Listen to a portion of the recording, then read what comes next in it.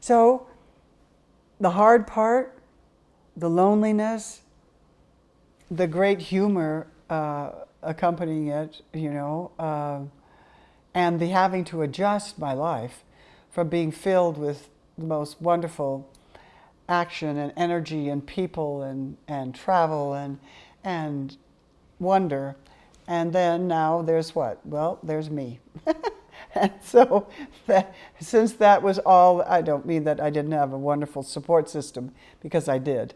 But in the middle of the greatest support, it still is us. We are the way to the truth of our own light. And so I had to make the journey back. And one of the things that carried me the most was the absolute, irrefutable knowing that the light of being not only exists, but allows everything else to exist. And in that simplicity, everything became gently obvious.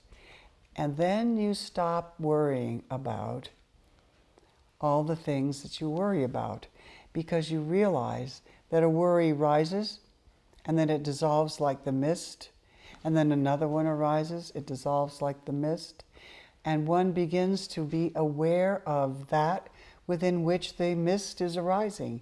And how hard is that? Can you see me? That's it. Can you hear me? That's it. Are you sitting alone in misery? That's it. Are you miserable? The misery's it. Are you happy? The happiness is it. Because the idea got broken down over and over again. You do not have to drop away from all of your problems in order to find out that you are this amazing light of being. But this is the idea. I have to get rid of my problems. I have to be, I've heard this again and again. Well, you can't possibly understand this until you have a balanced psyche, until everything is in alignment. And I want to say to you, wait a minute. Let's just talk about one of the great names that's come forward now, which is, of course, Eckhart Tolle. And what does this very wonderful man say to us? He says that he was suicidal. He was about to kill himself when this arose.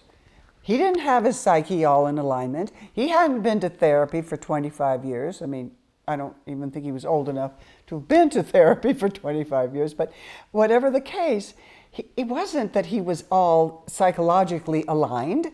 In some funny way, people who have wobbly psyche alignment seem to kind of tumble into this more often than people who have it all together and who know where they're going and to know how it's done. This is a very playful universe we're in here, and anything can happen, and anything does happen. And again, to quote Bartholomew, there are no rules. There are no rules. There are no favorites, and there are no rules. So out of that comes this, don't wait. The idea that you have to get rid of your problems. For example, here, this is something I hear a lot. Well, I'm too depressed. I'm too depressed. When I'm not so depressed, then I'll start looking. And I say, you've got it wrong. Now that you are depressed, good, go look. Now. I mean, if you want to go to a therapist, that's your business. But now, take the power of that depression and push it and make it part, which is what I had to do. Because I was sad. I was very sad.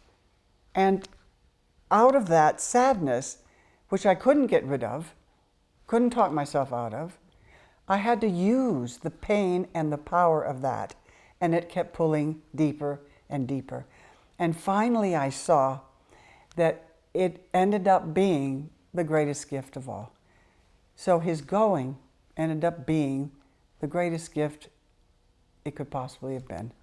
So I say to anyone, I don't care what your situation, I don't care if you're 2 days away from dying, do it. Do it. It doesn't take time. It does not take time. It simply takes doing. Doing what? Stop looking outside and just dare to dive inside and ask the question, what's there? Who am I? What is the reality of this moment? And the power of those questions pulls you down, and the answer's there.